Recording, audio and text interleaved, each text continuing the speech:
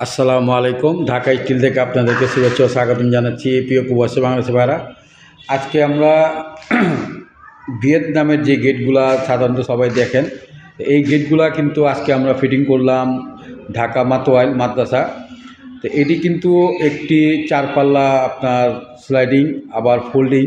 তো মাঝখানে যে দুই পাল্লা দেখতে পাচ্ছেন, মাঝখানের যে রাউন্ড যে ডিজাইনটা দেখতে পাচ্ছেন, এটি কিন্তু স্লাইডিং, দুই পাল্লা দুই সাইডে চলে যায়।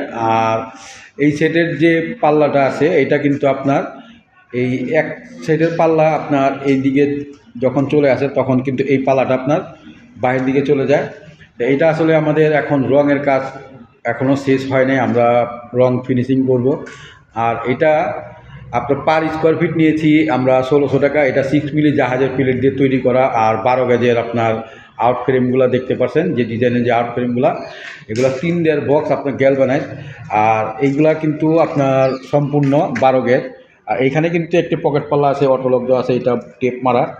তো এইখানে একটি হ্যাজবল লক আছে, আসলে রাত হয়ে গেছে অন্ধকার।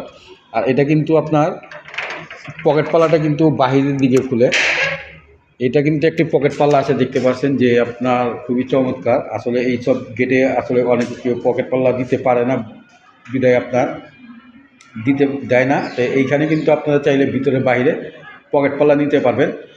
আসলে এই গেটটি আমরা এখন ফিটিংয়ের কাজ সম্পূর্ণ কমপ্লিট। এটা আমরা আস্তর মারা হয়ে গেছে, গোল্ডেন কালার হয়ে গেছে।